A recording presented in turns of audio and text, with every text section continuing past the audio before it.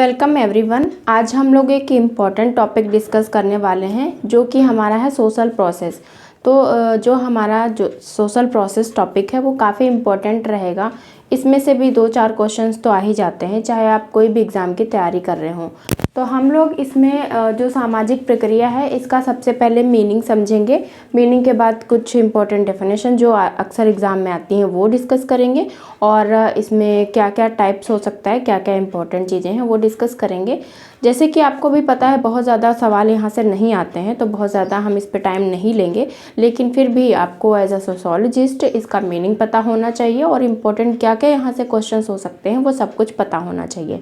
तो हम लोग इसका मीनिंग अगर जानें तो सोशल प्रोसेस, जैसे कि अगर आप देखते हैं ये कोई भी व्यक्ति अगर समाज में रहता है तो समाज में क्या होता है, सामाजिक संबंध बनते हैं, और सामाजिक संबंध अकेले किसी व्यक्ति से तो बनते नहीं हैं।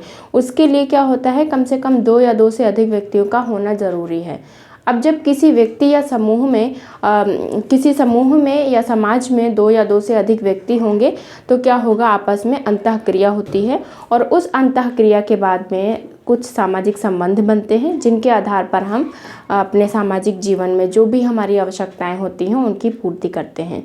अब जब व्यक्ति समाज में इन सामाजिक आवश्यकताओं की पूर्ति करता है तो हर व्यक्ति की आवश्यकता अकेले तो पूरी नहीं होगी।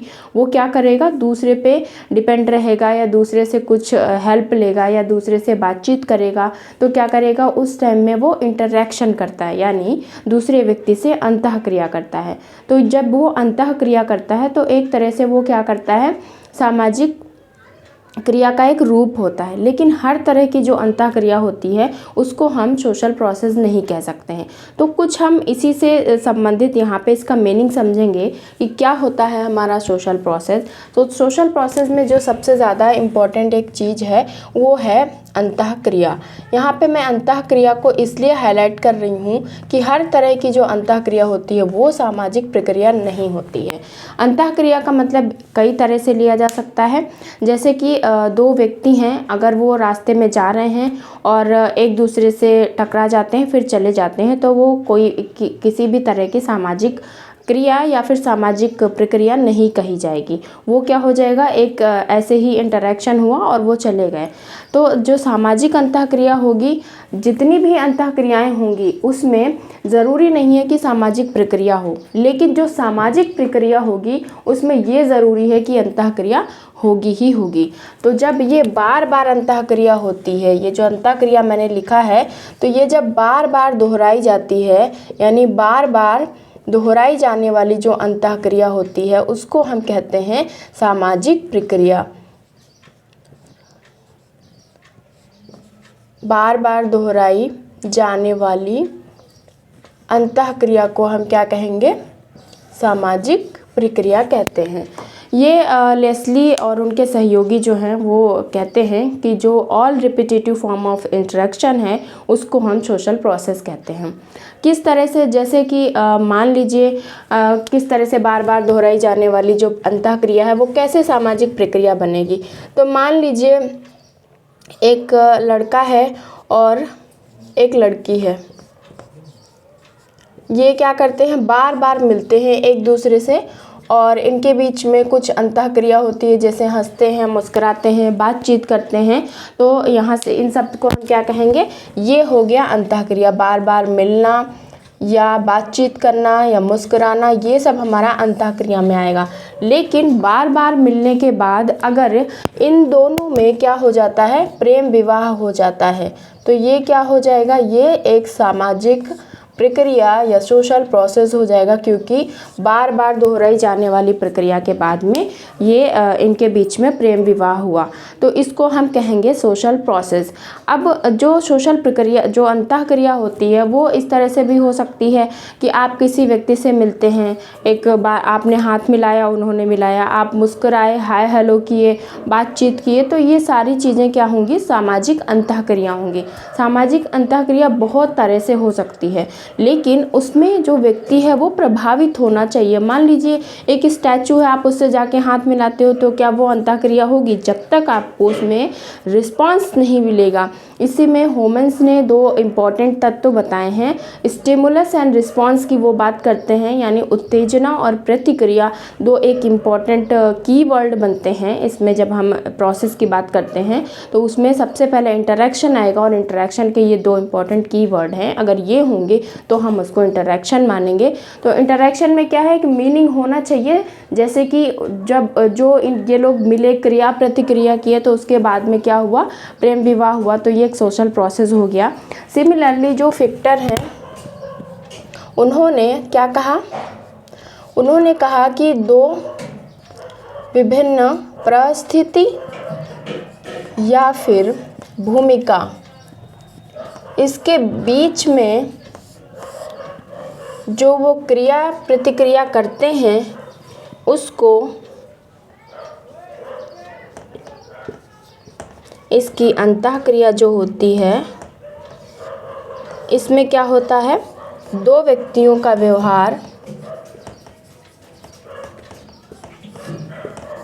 जो भी इनका व्यवहार होगा वो प्रभावित होगा। अगर व्यवहार प्रभावित नहीं होता है तो उसको हम अंतःक्रिया नहीं कहते हैं। जैसे कि मैक्स वेबर भी बोलते हैं सोशल एक्शन क्या होता है? जब 2 व्यक्ति आपस में टकराने के बाद लड़ाई झगड़ा करते हैं तो उसको हम सोशल एक्शन बोलते हैं। लेकिन अगर टकराने के बाद वो सिंपली गुजर जाते हैं तो उसको हम सोशल एक्शन नहीं कहते हैं।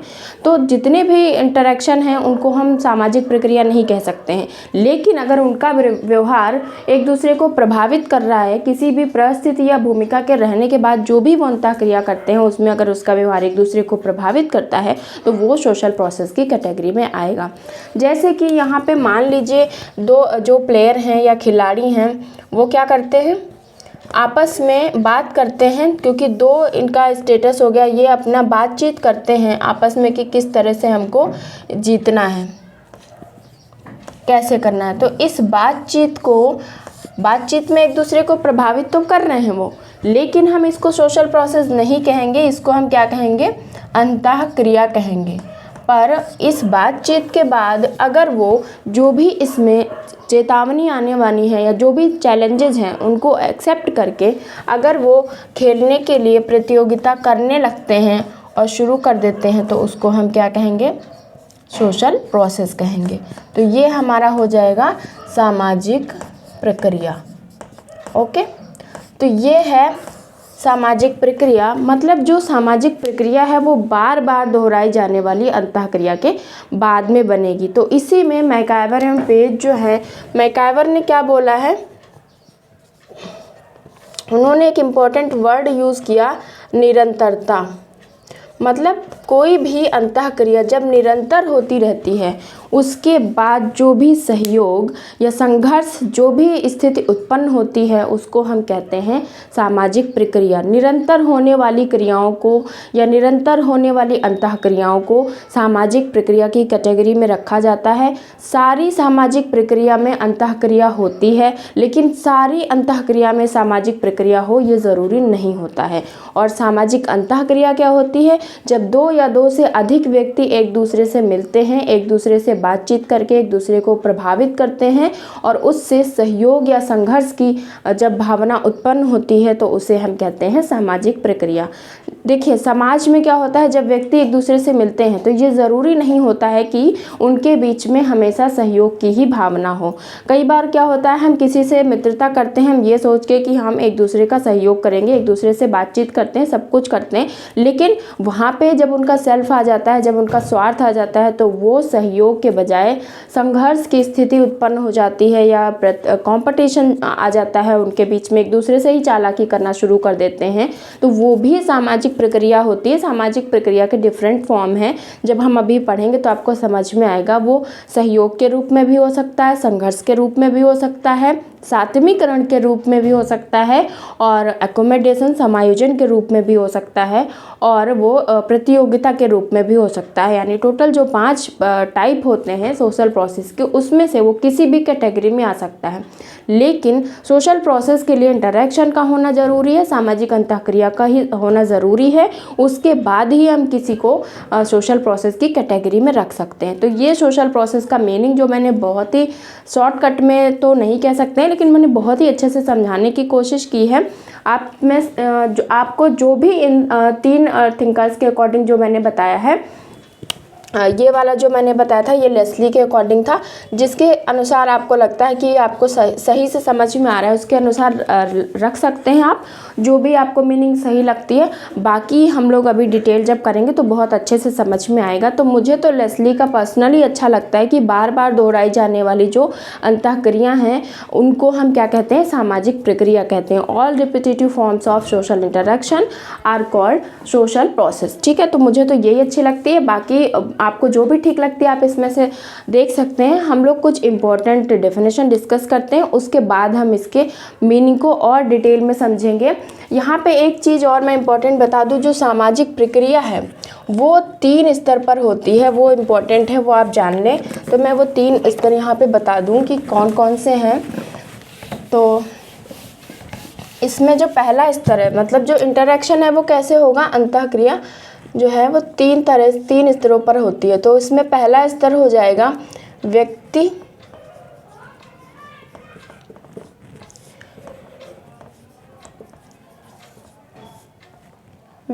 एवं व्यक्ति के बीच में हो जाएगा। ठीक है, दूसरा हो जाएगा व्यक्ति और समूह के बीच में। अंतःक्रिया तो ऐसे ही होगी ना, इन दोनों में भी हो सकती है और इसमें भी हो सकती है। और तीसरा क्या होगा, समूह में। तो ये अंतःक्रिया इन 3 रूप में होती है, व्यक्ति के रूप में, व्यक्ति समूह के रूप में, और समूह के रूप में। इसमें से ये अंतःक्रिया किसी में भी हो सकती है। तो अंतःक्रिया में ये 3 चीज़ें इंपॉर्टेंट हैं, और ये पूछ भी सकता है किसमें हो सकती है, किसमें नहीं ऑब्जेक्टिव में। तो बहुत ही सिंपल है। तो हम लोग इसकी डेफिनेशन को देखते हुए अपने लेक्चर को सिस्टमैटिक शुरू करेंगे। ये तो मैंने रफली इसका अर्थ बताया है, बाकी हम अपने लेक्चर को सिस्टमैटिकली डेफिनेशन के बाद शुरू करते हैं।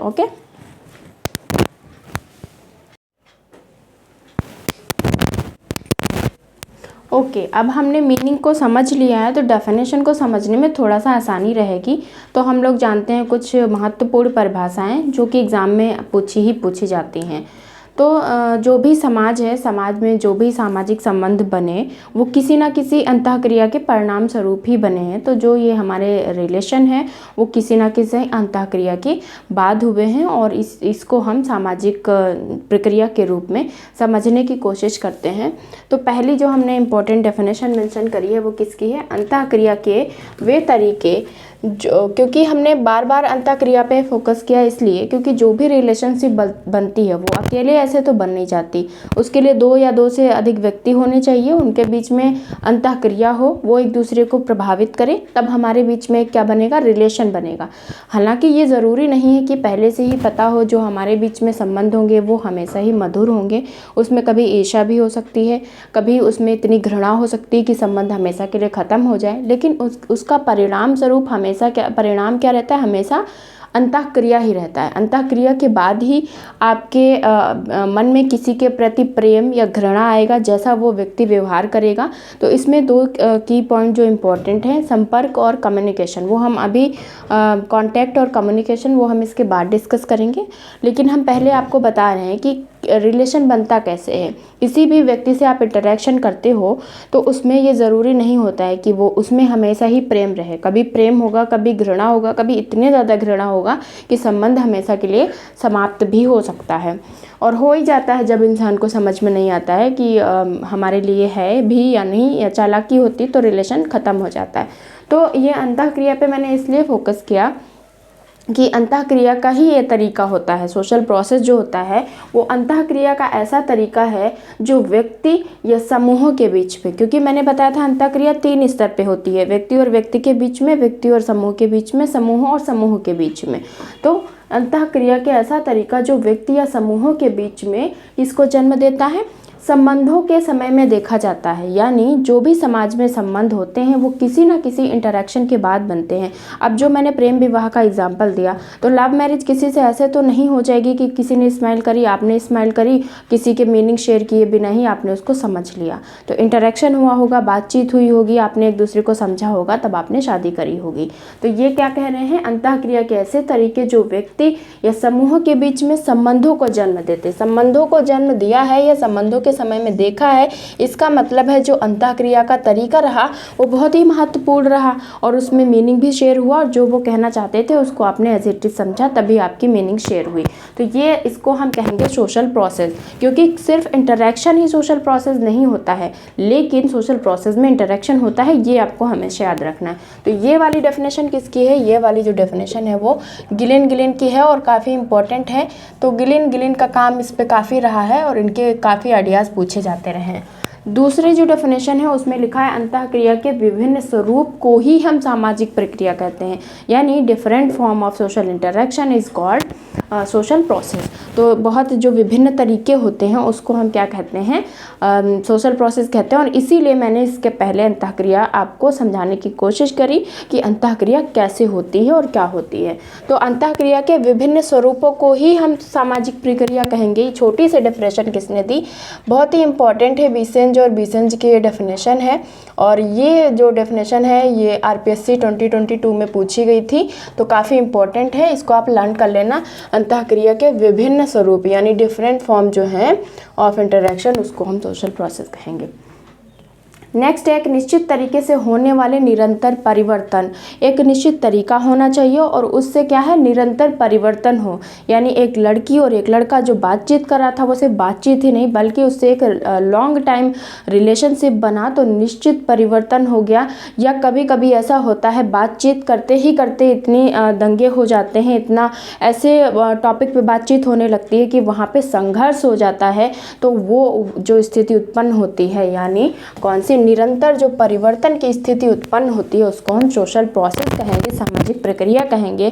और इसके पहले जब मैंने आपको मीनिंग समझाया था तो भी बताया था निरंतर परिवर्तन की बात कौन करते हैं, मैकआइवर। तो यहाँ पे आंसर क्या हो जाएगा, मैकआइवर हो जाएगा। तो यहाँ आप इसका सिर्फ नाम केवल मीनिंग समझ रहे हैं, बल्कि साथ ही साथ में आप डेफिनेशन को भी लर्न कर रहे हैं, क्योंकि यहीं से परिभाषाएं एग्जाम में पूछी जाती है। तो ये आपके लिए काफ़ी इंपॉर्टेंट रहेगा। तो नेक्स्ट हमने जो लिखा है उसमें हमने लिखा है अंतःक्रिया का प्रभाव, जो इंटरेक्शन है उसका इम्पैक्ट ऐसा होना चाहिए जो व्यक्ति या समूह, व्यक्ति को या समूह को समस्याओं के हल में, क्योंकि किसी को कोई प्रॉब्लम होगी, किसी की कोई आवश्यकता होगी, तभी वो रिलेशन बनाता है। मॉडर्न टाइम में देखो, अगर आपसे कोई अप्रोच कर रहा है, रिलेशन बना रहा है, तो कहीं ना कहीं उसका एक इंटेंशन ज़रूर होगा। भले ही वो दोस्ती करने का हो सकता है, भले ही उसका कोई पहले से पर्पज़ है, उसको सॉल्व करना चाहता है, या उसकी कोई प्रॉब्लम है तो उसका सोल्यूशन लेके आपके पास आता है, या वो भविष्य में किसी भी जो योजना बनाया है उसको सोच के आपके पास आता है। तो ऐसा होता है। तो इसीलिए इन्होंने कहा अंतःक्रिया का प्रभाव व्यक्ति या समूह समस्याओं के हल या लक्ष्यों की पूर्ति में, जो भी उसका गोल है, कंपटीशन है, उसकी लक्ष्यों की पूर्ति के प्रयत्न में एक दूसरे पर डालते हैं। क्या डालते हैं, प्रभाव। तो इतनी लंबी डेफिनेशन को मत पढ़िए। अंतःक्रिया में जब हम एक दूसरे पर प्रभाव डालते हैं अपने लक्ष्यों को पाने के लिए, फॉर एग्जांपल अगर आप किसी से मैं बार बार एक ही एग्जांपल दे रही हूँ, चलो मैं टीचिंग का देती हूँ, मैं अगर आपको पढ़ा रही हूँ तो मैं क्या कर रही हूँ, आपको प्रभावित कर रही हूँ। तो एक दूसरे पर जब प्रभाव डालते हैं कुछ भी लक्ष्य को पाने के लिए, आपका लक्ष्य जॉब पाना, मेरा लक्ष्य भी कुछ होगा, तो उसकी वजह से जो भी प्रभाव डालते हैं एक दूसरे पर, क्या करते हैं, प्रभाव डालते हैं, तो उसको क्या कहें, ये डेफिनेशन किसकी है, ग्रीन। आप जब एक दूसरे पर प्रभाव डालेंगे तो जो भी होगा वो ग्रीन हो जाएगा, यानी आपका जो भी सिग्नल है वो पास हो गया, ऐसे करके लर्न करेंगे तो बिल्कुल भी नहीं भूलेंगे। तो एक दूसरे को प्रभावित करना है, ग्रीन ग्रीन एनवायरनमेंट करना है, तो ये डेफिनेशन किसकी, ग्रीन की हो गई। अर्थपूर्ण संपर्क स्थापित करते हैं, जब अर्थपूर्ण संपर्क स्थापित करेंगे, क्योंकि मैंने कहा था स्टैचू से आप एक हाथ मिला लो और आप एक किसी व्यक्ति से हाथ मिला लो, तो अर्थपूर्ण संपर्क कौन सा होगा, जब आप किसी व्यक्ति से हाथ मिलाओगे या किसी व्यक्ति की तरफ स्माइल करोगे तो वो भी आपको स्माइल करेगा, जो आप कहना चाहते हो वो समझेगा। तो अर्थपूर्ण संपर्क होना चाहिए और उसके बाद में व्यवहार परिवर्तित हो। आपने मान लो स्माइल करी, सामने वाले व्यक्ति ने भी स्माइल करी, फिर आप जो कहना चाहते हो उसने उसका मतलब समझ लिया, या आपने हेलो किया उसने भी आपसे हेलो किया, तो आपका जो मीनिंग था वो अर्थपूर्ण हो गया और इसके बदले में क्या हुआ, व्यवहार परिवर्तित हुआ। चाहे कितना भी कम ना हो लेकिन व्यवहार परिवर्तित हुआ। एक व्यक्ति ने आपसे के सामने हाथ बढ़ाया फ्रेंडशिप करने के लिए, आपने फ्रेंडशिप करी, चाहे भले ही थोड़ी टाइम के लिए करी हो, कुछ भी सिचुएशन रही हो, फ्रेंडशिप टूटी, वो उसकी भी मर्जी हो सकती है कि उसका मन ही नहीं था फ्रेंडशिप करने का तो टूट गई, तो क्या हुआ, उसका व्यवहार परिवर्तित तो हुआ, चाहे भले ही कितना कम ना हो लेकिन परिवर्तित हुआ। तो ये जो अर्थपूर्ण संपर्क है यहाँ पे की वर्ड है, और ये बात किसने कही है, तो ये हैं एल्ड्रिच एंड मेरिल, उन्होंने ये बात कही है। एल्ड्रिच एंड मेरिल की ये डेफिनेशन है, ये भी इम्पोर्टेंट है और सबसे अलग है, अर्थपूर्ण संपर्क होना चाहिए। एक प्रक्रिया है, सोशल प्रोसेस क्या है, एक प्रक्रिया है और जिसमें मनुष्य क्या करते हैं, एक दूसरे के मस्तिष्क यानी दिमाग में प्रविष्ट करते हैं, एंटर होते हैं।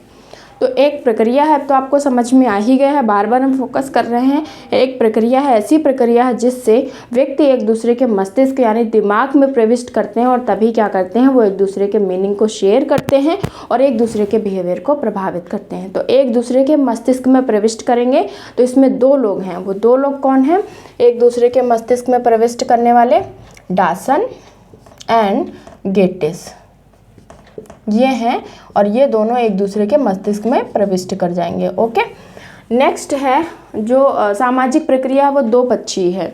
दो पक्षी का मतलब ये है, ये या तो एक व्यक्ति, इसमें एक व्यक्तियों से व्यक्ति में हो सकता है और समूह से समूह में हो सकता है, या व्यक्ति से समूह में या समूह से समूह में।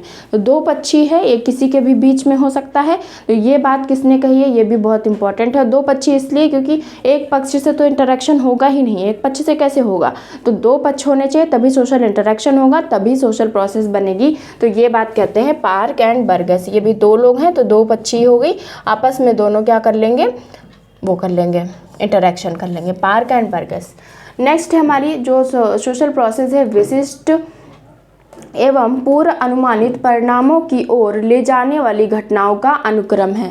तो बहुत ही डिफ़िकल्ट डेफिनेशन है, विशिष्ट एवं पूर्व अनुमानित, मतलब पहले ही वो अनुमान लगा लेता है कौन से परिणाम होंगे। आप किसी से कांटेक्ट में आते हो, किसी के संपर्क में आते हो, तो पहले ही सोच लेते हो हमारा रिजल्ट क्या होगा, भले ही वैसा ना हो लेकिन वो कुछ तो दिमाग में रहता है कि क्या होगा। तो पूर्व अनुमानित परिणामों की ओर ले जाने वाली घटनाओं का अनुक्रम होता है। हम पहले से ही सोच के रिलेशन बनाते हैं या काम करते हैं, कंपटीशन करते हैं तो पहले से ही पता होता है, जीतेंगे तो उसका रिजल्ट क्या होगा, कॉन्फ्लिक्ट करते हैं तो पहले से ही पता होता है। तो ये जो है डेफिनेशन वो किसकी है, लुंडबर्ग की डेफिनेशन है, ये भी काफ़ी इंपॉर्टेंट है। नेक्स्ट हमने आपको ऑलरेडी अभी जब मीनिंग समझाया था तो बताया ही था, बार बार दोहराई जाने वाली जो प्रक्रिया है या सामाजिक क्रिया है उसको हम कहते हैं सोशल प्रोसेस। रिपीटेटेड जो फॉर्म होता है of social interaction is called social process. तो ये बात कौन कहता है, बार बार दोहराई जाने वाली प्रक्रिया। और मुझे तो सबसे अच्छी यही डेफिनेशन लगती है, बार बार दोहराई जाने वाली सामाजिक क्रिया को हम कहते हैं सामाजिक प्रक्रिया। तो ये बात कही थी लेस्ली और उनके सहयोगियों ने, तो ये मुझे बहुत अच्छी लगती है, बार बार रिपीट होगा।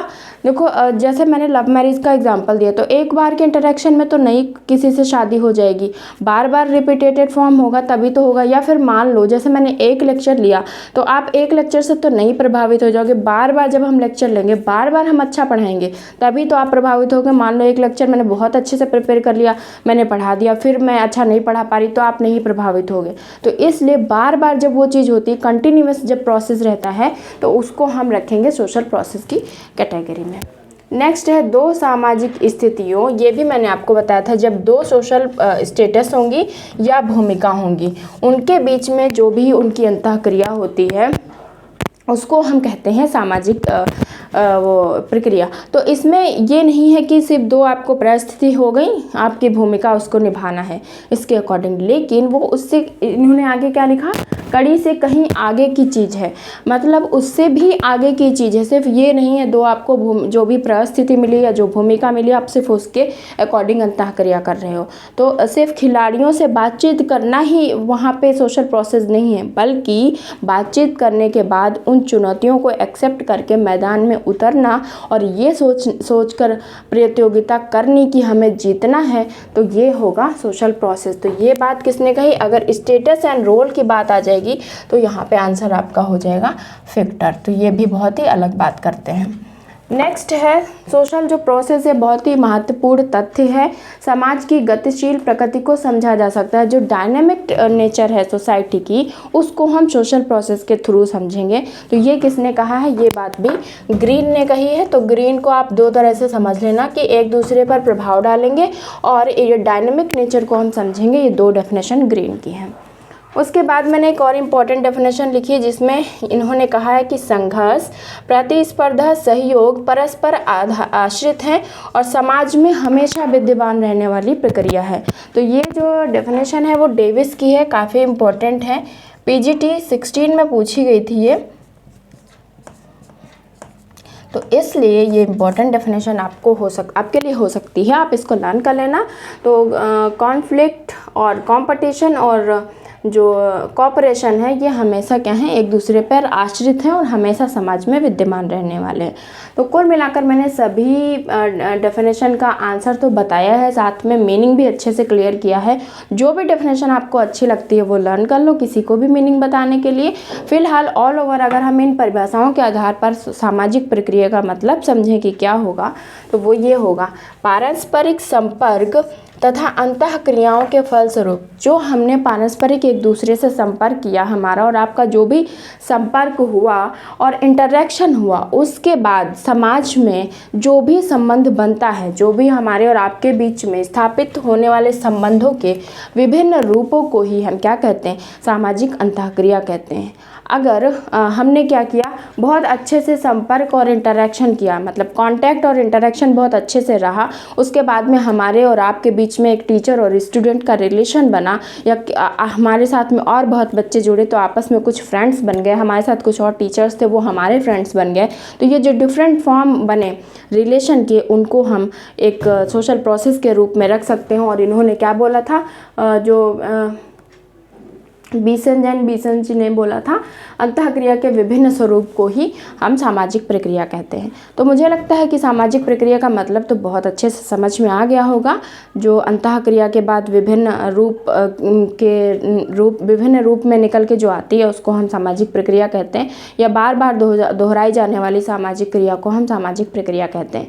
तो सामाजिक प्रक्रिया के कुछ दो इम्पॉर्टेंट एलिमेंट हैं, उसको हम डिस्कस करते हुए जो सोशल प्रोसेस है उसके टाइप्स को डिस्कस करेंगे और इसी के साथ हमारा लेक्चर फिनिश हो जाएगा। तो आप ये डेफिनेशंस को नोट कर लीजिए, फिर हम लोग एलिमेंट डिस्कस करते हैं।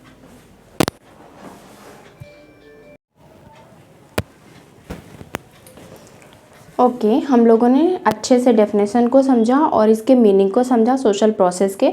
तो अभी हम लोग इसके इम्पॉर्टेंट एलिमेंट को समझते हैं, और इम्पॉर्टेंट एलिमेंट को समझने के बाद आप सामाजिक प्रक्रिया को बहुत अच्छे से समझ जाएंगे। और अगर कोई भी क्वेश्चन ऐसा आता है जिसमें आपको अपना एनालिसिस करके, कोई एनालिटिकल क्वेश्चन होता है कि क्या ये सामाजिक प्रक्रिया है, अगर आप उसमें से छांटने को आता है तो आसानी से छांट लेंगे। तो चलिए हम लोग शुरू करते हैं इसके एलिमेंट। और ये बताए किसने हैं, पार्क और बर्गेस ने। तो सामाजिक जो प्रक्रिया है उसके लिए सामाजिक अंतःक्रिया होना ज़रूरी है, जैसे कि आपको पता ही चल चुका है अब। तो अगर हम यहाँ पे मेंशन कर दें जो सामाजिक प्रक्रिया है वो कैसे होगी, सामाजिक अंतःक्रिया के थ्रू होगी। अब अंतःक्रिया के भी दो तत्व जो हैं वो क्या होंगे इम्पॉर्टेंट, वो आपको जान लेना है। तो इसके हम इम्पॉर्टेंट एलिमेंट या तत्व मेंशन कर दें। और ये तत्व जो हैं वो बताया किसने है, पार्क एंड बर्गस ने। तो ये कौन कौन से दो तत्व हैं वो हम लिख लेते हैं यहाँ पे, कॉन्टैक्ट एंड कम्युनिकेशन। कम्युनिकेशन का मतलब है संचार और कांटेक्ट का मतलब है संपर्क। तो कोई भी अंतःक्रिया बिना किसी के संपर्क के तो नहीं हो सकती है। जैसे आप किसी से हाथ मिलाते हैं या पैर छूते हैं या गले मिलते हैं तो उसके बीच में एक आप सामाजिक संपर्क स्थापित करते हैं। जैसे मैंने आपसे बोला कि सामाजिक संपर्क में क्या होना ज़रूरी है, जागरूकता होना ज़रूरी है। अगर आप जागरूक नहीं हैं तो वो सामाजिक संपर्क नहीं होगा। जैसे आप एक स्टैचू से अगर हाथ मिलाते हैं तो वो जागरूकता उसमें नहीं होती है, इसलिए वो सामाजिक संपर्क नहीं कहलाएगा। तो वो किसी भी तरह का इंटरेक्शन नहीं कहलाए, वो किसी भी तरह के सोशल प्रोसेस के फॉर्म में नहीं आएगा। तो यहाँ पे जागरूकता होना बहुत ज़रूरी है, इंसान को जागरूक होना चाहिए। ये जो संपर्क है वो किसी भी तरह से हो सकता है, मौखिक हो सकता है और लिखित भी हो सकता है। इसके लिए किसी न किसी भाषा का होना बहुत ज़रूरी है। ये ज़रूरी नहीं कि आप बोल के ही करो, लिख के भी कर सकते हो और ये किसी संकेत के माध्यम से भी हो सकता है। जो संपर्क है वो संकेत के भी माध्यम से हो सकता है। फॉर एग्ज़ाम्पल, ना मैंने किसी भाषा का यूज़ किया, ना मैंने कुछ लिखा, लेकिन मैंने सिंपली स्माइल करी और मेरी स्माइल का जो मतलब था वो आप समझ गए। यानी जैसे एक प्रेमी और प्रेमिका आपस में मिलते हैं तो वो जो मुस्कुराते हैं, उस मुस्कुराहट का अगर वो मतलब समझ जाते हैं तो इसका मतलब है उनके बीच में सामाजिक संपर्क स्थापित होता है। सिमिलरली आप चाहें तो किसी को बोलकर हाय, हेलो, नमस्ते, प्रणाम कर कर संबोधित कर सकते हैं, वो भी एक सामाजिक संपर्क की श्रेणी में आएगा। और अगर आप ये नहीं करना चाहते हैं तो किसी को पत्र लिखकर या लेटर लिखकर या मैसेज करके आप अपना संदेश भेज सकते हैं, वो भी सामाजिक संपर्क कहलाएगा। तो ये क्लियर हो गया, यहाँ तो कुछ बताने की नीड नहीं है। दूसरा, जो ग्लिन और ग्लिन है, उन्होंने संपर्क को दो भागों में बांटा। तो उसमें एक तरफ उन्होंने रखा है डायरेक्ट को और एक तरफ इनडायरेक्ट को। तो जो डायरेक्ट संपर्क होता है, यानी जो प्रत्यक्ष संपर्क होता है, वो कौन सा होता है? जैसे आपने किसी के सामने मिलकर किसी से हाथ मिलाया, किसी के पैर छुए या किसी के गले मिले, तो वो आपका डायरेक्ट हो गया। यानी उसमें क्या होता है, व्यक्ति आपके सामने प्रत्यक्ष रूप से होना चाहिए। तो इसमें क्या हो जाएगा, पैर छूना या नमस्ते करना या जो भी आपको अच्छा लगे वो आप मेंशन कर सकते हैं। लेकिन इनडायरेक्ट क्या होगा, जब आप किसी से फ़ोन पर बात करते हैं या पत्र के माध्यम से बात करते हैं, तो ये क्या कहलाएगा, इनडायरेक्ट संपर्क हो जाएगा। यानी ये अप्रत्यक्ष संपर्क हो जाएगा और ये क्या होगा, प्रत्यक्ष संपर्क हो जाएगा। इसके बाद इन्होंने दो और टाइप में बांटा है, वो कौन सा है, पॉजिटिव और नेगेटिव। तो पॉजिटिव यानी जो सकारात्मक संपर्क है वो कैसे होगा, और नकारात्मक कैसे होगा। सिंपली सकारात्मक जो है, पॉजिटिव जो कांटेक्ट है, वो जब ऐसी क्रियाओं को जन्म देता है जो सहयोगी क्रियाएं हों। सहयोगी क्रियाओं में क्या आएगा, जैसे मैं यहाँ पे लिख दूँ, जो सहयोगी क्रियाओं को जन्म देगा, प्रक्रियाओं को, वो कहलाएगा पॉजिटिव। इसमें कौन सा आएगा, जैसे कि सहयोग और समायोजन और सात्मीकरण। इन प्रक्रियाओं को अगर कोई भी कांटेक्ट जन्म देता है तो उसको हम क्या कहेंगे, पॉजिटिव सोशल कांटेक्ट। अगर सहयोगी प्रक्रियाओं को जन्म दे रहा है आपका संपर्क, यानी सहयोगी प्रक्रिया में क्या आएगा, आपका सहयोग आ जाएगा, कॉपरेशन होगा और आपका जो है अकोमोडेशन होगा और समायोजन और असिमिलेशन यानी सात्मीकरण या आत्मसात्मीकरण। तो ये सारी चीज़ें इसमें आएंगी। तो ये कैसे होगा पॉजिटिव, जैसे आपने किसी टीचर से, जैसे कोई टीचर है उससे आपने समाजशास्त्र, पढ़ाने के लिए संपर्क स्थापित किया। आपने मान लीजिए हमसे समाजशास्त्र सोशोलॉजी पढ़ने के लिए संपर्क स्थापित किया, तो ये क्या होगा, सहयोगी सोशल प्रोसेस होगा। लेकिन अगर आप किसी से किसी बात पे वाद विवाद करते, किसी दंगे तक पहुंच जाते हैं और बात इतनी हो जाती है कि उससे विरोध की जो भावना है वो उत्पन्न होती है, तो वो आपका हो जाएगा नकारात्मक यानी नेगेटिव सामाजिक संपर्क हो जाएगा। तो जो असहयोगी सामाजिक प्रक्रियाओं को जन्म देगा, असहयोगी प्रक्रिया को जन्म देगा, उसको हम क्या कहेंगे, नेगेटिव सामाजिक संपर्क। और ये कौन सी होंगी, जैसे संघर्ष को या प्रतियोगिता को अगर जन्म दे रहा है कोई भी सामाजिक संपर्क, तो वो आ जाएगा असहयोगी प्रक्रिया में। और इसी के साथ ही साथ में आपने ये भी समझ लिया कि 1 2 3 4 5 ये जो 5 टोटल प्रोसेस हैं यही सोशल प्रोसेस हैं। तो कंपटीशन कॉन्फ्लिक्ट जो है वो आपका आता है विभाजक में, और सहयोग समायोजन और जो सात्मीकरण है ये आपका सहयोगी या संयोजक प्रक्रिया में आता है। इसको हम आगे पढ़ेंगे। अभी हम जो कांटेक्ट की बात कर रहे हैं, संपर्क की, उसमें एक और टाइप है जिसमें वो बांटते हैं प्राइमरी और सेकेंडरी। Primary and secondary.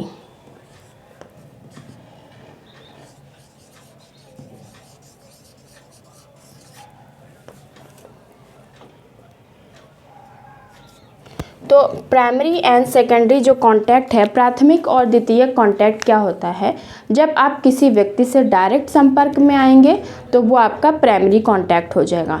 लेकिन जब आप किसी व्यक्ति से फ़ोन पे या ऐसे अप्रत्यक्ष रूप से संपर्क में आएंगे तो वो आपका सेकेंडरी कांटेक्ट हो जाएगा। तो ये तो सिंपल है, इसमें बताने की कोई नीड नहीं है। लेकिन इन्होंने सेकेंडरी को भी 2 टाइप्स में बांटा है। सेकेंडरी में 2 टाइप्स में जो बांटा है वो ये है, एक तरफ डायरेक्ट सेकेंडरी कांटेक्ट है और एक तरफ इनडायरेक्ट सेकेंडरी कांटेक्ट है। तो इसमें जो डायरेक्ट सेकेंडरी कांटेक्ट है ये बहुत इम्पोर्टेंट है। डायरेक्ट सेकेंडरी कांटेक्ट क्या हो गया, जैसे आपने किसी से फ़ोन पे बात करी तो आपका जो सेंस ऑर्गन है वो आपका काम कर रहा है, आपको सुनाई दे रहा है। तो आप जब ज्ञानेंद्रियों के माध्यम से कोई भी कांटेक्ट कर रहे हैं, हालांकि आपके वो सामने उपलब्ध नहीं है लेकिन फिर भी संपर्क हो रहा है, तो वो डायरेक्ट सेकेंडरी कांटेक्ट हो जाएगा। इनडायरेक्ट सेकेंडरी कांटेक्ट क्या होता है, जैसे कि आप जो किसी दूसरे के माध्यम से पता चलता है, जो डायरेक्ट आपके माध्यम से नहीं होता है। जैसे आपने कोई भी नाटक लिखा है और वो आपने उसको सुना रेडियो पे, आपको बहुत अच्छा लगा, तो आपने, क्योंकि आपने मेरा नाटक लिखा है और सुना है और आपको बहुत अच्छा लगा है, तो आपने डायरेक्ट हमको नहीं बताया क्योंकि आपके पास कोई प्लेटफॉर्म नहीं है कि हमारे तक आ पाएँ। तो आपने उस सुने हुए जो नाटक था उसका जो आकाशवाणी में था उसको आपने एक पत्र लिख के उसको बताया कि ये नाटक बहुत अच्छा लगा। तो वो जो आकाशवाणी में जो काम करते थे वहाँ के जो लोग थे, उन्होंने मुझे आपका जो संदेश था वो मुझे बताया। तो वो कैसे हो गया, जब आकाशवाणी के माध्यम से पता चला तो वो कैसे हो गया, इनडायरेक्ट हो गया। डायरेक्ट तो हमें नहीं, आपका जो संदेश था वो मिला, वो किसी और के माध्यम से मिला, या किसी ने हमको बताया कि आपकी जो चीज़ थी, आपका लेक्चर था, वो उनको बहुत पसंद आया, वो कह रहे थे, तो वो इनडायरेक्ट सेकेंडरी कांटेक्ट हो गया। तो ये सवाल पूछा जा सकता है कि जब आपको कोई चीज़, या यही एग्जाम्पल देके वो पूछ सकते हैं, आकाशवाणी के द्वारा अगर पता चलता है आपको तो वो क्या होगा, तो वो होगा इनडायरेक्ट सेकेंडरी कांटेक्ट। और मैंने इतना क्यों बताया, ऐसा नहीं है कि ये पूछा नहीं जाएगा, ये पूछा जा चुका है और ये पूछा जा भी सकता है कन्फ्यूज़न क्रिएट करने के लिए कि क्या होगा, क्योंकि सेकेंडरी तो है ही, ये भी सेकेंडरी है, ये भी सेकेंडरी है, लेकिन ये डायरेक्ट सेकेंडरी है और वो इनडायरेक्ट सेकेंडरी है। तो इसलिए आपको पता होना चाहिए, जब आपकी प्रशंसा डायरेक्ट आपके द्वारा नहीं, आपके प्रशंसक के द्वारा नहीं, बल्कि किसी और माध्यम के द्वारा पता चलती है, वो पत्रों के माध्यम से भी हो सकता है, न्यूज़पेपर के माध्यम से हो सकता है, या किसी भी यंत्र के माध्यम से हो सकता है, तो वो इनडायरेक्ट सेकेंडरी कांटेक्ट में आएगा। अब अगर हम कम्युनिकेशन की बात करें तो कम्युनिकेशन भी 2 तरह का होता है, एक होता है परफेक्ट कम्युनिकेशन और एक होता है इम्परफेक्ट कम्युनिकेशन। तो परफेक्ट का मतलब क्या हो गया, पूर्ण संचार, और इम्परफेक्ट का मतलब क्या हो गया, अपूर्ण संचार। परफेक्ट मतलब पूर्ण संचार का मतलब है आप जो भी कहना चाहते हो आपने अपनी बात को एकदम अच्छे से कहा और सामने वाले ने आपकी बात को एज इट इज़ वैसे लिया जैसे आप कहना चाहते थे, तो वो हो गया परफेक्ट कम्युनिकेशन यानी पूर्ण संचार। और अगर आपके कहे हुए कथन में जो भी आपका मीनिंग है वो वहाँ तक नहीं पहुँचता है, उसको किसी और तरह से ले लिया जाता है या कुछ मिसअंडरस्टैंडिंग हो जाती है, तो वो होता है अपूर्ण संचार यानी इम्परफेक्ट कम्युनिकेशन। तो ये जो दो तत्व थे ये बहुत इम्पॉर्टेंट थे किसी भी अंतःक्रिया को करने के लिए, और इसके बिना कोई भी अंतःक्रिया पूरी नहीं हो सकती, वो अपूर्ण है। तो इसलिए मैंने इसको इतना डिटेल में समझाया है। और ये जो कॉन्टैक्ट है वो इन 3 रूपों में हो सकता है, मौखिक, लिखित, भाषा के आधार पे या फिर संकेत के आधार पर हो सकता है, लेकिन इसमें जागरूकता का होना बहुत ज़रूरी है। अगर जागरूक नहीं है तो वो किसी भी तरह से सामाजिक संपर्क नहीं कहा जाएगा। ओके, क्लियर हो गया। तो यहाँ पे हमने आपको एक तरफ से तो बता दिया है कि सोशल जो प्रोसेस हैं वो टोटल 5 प्रोसेस हैं लेस्ली के अकॉर्डिंग, जिसमें कंपटीशन आएगा और कॉन्फ्लिक्ट जो आएगा वो डिसएसोसिएटिव में आएंगी, जो विभाजक सामाजिक प्रक्रियाएं हैं। लेकिन ये जो 3 हैं जिसमें सहयोग है, समायोजन है और सात्मीकरण है, ये तीनों किस में आएंगी, ये तीनों संयोजक में आएंगी, एसोसिएटिव में आएंगी। तो यही टाइप्स हैं टोटल सोशल प्रोसेस के। तो उसको मैं बहुत ही शॉर्टकट में समझाती हूँ और उसी के साथ ही हमारा ये लेक्चर फिनिश हो जाएगा।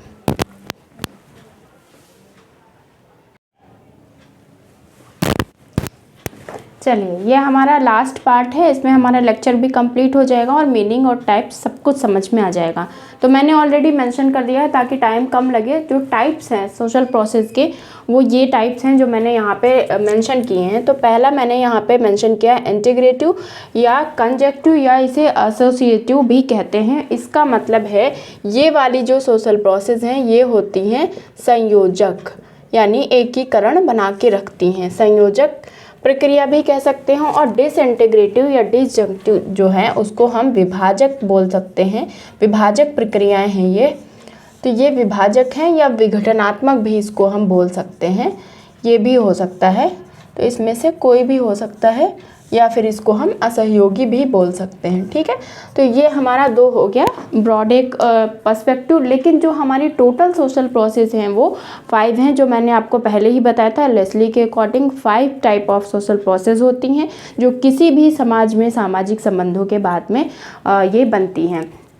तो यहाँ पे आपको याद क्या करके रखना है कि एक तो पहली बार कितने टाइप हैं, 5 टाइप हैं। और किसने ये दिए हैं, ये 5 टाइप दिए हैं लेस्ली और उनके सहयोगियों ने दिए हैं सामाजिक प्रक्रियाओं के 5 टाइप। तो उसमें पहले आप देख लें कि जो ये तो अलग हमने इसको बांट दिया है कि एक संयोजक होती है, दूसरी विभाजक होती है, यानी एक समाज को बांध के रखने वाली होती है और एक समाज को तोड़ देती है या समाज में विघटन उत्पन्न कर देती है, तो उसको हम कहते हैं विभाजक। अब जैसे आपको दिख ही रहा है विभाजक का मतलब असहयोग करना है, तो असहयोग किस में होगा, संघर्ष में होगा और प्रतियोगिता में होगा। तो बहुत सिंपल है, केवल 2 हैं, कंपटीशन और कॉन्फ्लिक्ट, जिसमें हमारा क्या होता है, जो हमारा डिसएसोसिएटिव यानी डिसजंक्टिव या डिसइंटीग्रेटिव में हमारी आएंगी। ये केवल 2 सोशल प्रोसेस हमारी इधर आएंगी। तो सिंपल है, बहुत ही आसान है लर्न करना। इनको पीजीटी में भी पूछा जाए, वैसे इतना सिंपल तो नहीं पूछा जाता है। नेक्स्ट अगर हम बात करें एसोसिएटिव की, हमारी जो सहयोगी सामाजिक प्रक्रिया है वो कौन कौन सी हैं, तो वो हमारी ये 3 हैं, जिसमें नंबर 1 पे आता है कोऑपरेशन यानी सहयोग, जो हमारा पीजीटी के सिलेबस में बहुत अच्छे से दिया हुआ है। सहयोग एक इसमें से दे रखा है, एक एसोसिएटिव में से, और एक दे रखा है डिसएसोसिएटिव में से संघर्ष। तो ये 2 सोशल प्रोसेस इसमें है। बाकी आपको पढ़नी तो 5 सोशल प्रोसेस पढ़ेंगी क्योंकि वो सभी इंपॉर्टेंट हैं। तो पहली हो गई, और दूसरी हमारी हो गई अकोमोडेशन यानी समायोजन, जो है वो भी हमारी सामाजिक प्रक्रिया होती है। और तीसरे नंबर पे हमारा एसिमिलेशन है यानी सात्मीकरण या आत्मसात्मीकरण जो होता है वो हमारा सोशल प्रोसेस है। फिर चौथे नंबर पे आता है कॉम्पिटिशन और 5वें नंबर पे आएगा हमारा कॉन्फ्लिक्ट। तो ये टोटल 5 टाइप हैं सोशल प्रोसेस के। और अगर हम इसको एसोसिएटिव डिसएसोसिएटिव में बांटेंगे तो एसोसिएटिव में हमारे 3 रहेंगे और डिसएसोसिएटिव में 2 रहेंगे। टोटल अगर पूछेगा तो 5, और दिया किसने है तो वो लेस्ली ने दिया है। तो ये हमारा हो गया टाइप्स, जो कि बहुत ही सिंपल है। इसको हम डिटेल में पढ़ेंगे तो हमारा अलग अलग लेक्चर होगा, क्योंकि इसमें हमारे अलग अलग काफ़ी पॉइंट है, तो हम इसको शॉर्टकट में नहीं समझा सकते हैं। एक जो प्रोसेस है वो अलग से लेक्चर हो सकती है, तो उसको हम अलग से पढ़ते हैं। बाकी सोशल प्रोसेस में जो हमने 2 चीज़ें पढ़ी हैं, जो इसके मेन जो इम्पोर्टेंट हमारे तत्व हैं, वो संचार और संपर्क जो रहा है वो काफ़ी इम्पोर्टेंट रहा है। बिना संचार और संपर्क के कोई भी अंतःक्रिया नहीं हो सकती है। कोई भी जो हमारी सामाजिक अंतःक्रिया है वो कंप्लीट नहीं मानी जाएगी। फॉर एग्ज़ाम्पल, इसमें अगर मान लीजिए 2 व्यक्ति आपके साथ आपके जानने वाले व्यक्ति ही आपके सामने से गुजर जाते हैं, तो आपका संपर्क होता है, लेकिन उन्होंने कोई हाय हेलो कुछ भी नहीं किया, तो और कोई भी कम्युनिकेशन नहीं किया, तो ये किसी भी तरह से आपका अंतःक्रिया नहीं माना जाएगा, ये किसी भी कैटेगरी में नहीं आएगा। तो जब तक उसके बीच में संचार और संपर्क नहीं होता है तब तक वो नहीं माना जाएगा। तो किसी भी उसके लिए पूर्ण जो कम्युनिकेशन है, परफेक्ट कम्युनिकेशन होना ज़रूरी है, जिसमें मैंने बताया था आपको इम्परफेक्ट कम्युनिकेशन में क्या होगा, आप समझ नहीं पाएंगे कि वो क्या कहना चाह रहा है। फॉर एग्ज़ाम्पल, मैंने ये भी आपको बताया था कि संकेत के माध्यम से भी ये हो सकता है कि संचार हो। जैसे उसने स्माइल करी, तो उस स्माइल का मतलब ये ज़रूरी नहीं है कि वो आपसे प्रसन्न है या आपकी प्रशंसा में ही कर रहा है। कई बार लोग स्माइल इसलिए भी करते हैं कि वो आपका मजाक उड़ा सकें, तो वो आपको समझना ज़रूरी है। वो जो हंसी है, वो जो स्माइल है उसकी, वो व्यंग के लिए है या आपकी प्रशंसा के लिए है। तो इसके लिए जो पूर्ण संचार बहुत ज़रूरी होता है, और इसमें जागरूक होना भी बहुत ज़रूरी होता है। जागरूकता होना चाहिए, तभी हम क्या करेंगे, एक सामाजिक अंतःक्रिया अच्छे से स्थापित कर सकते हैं।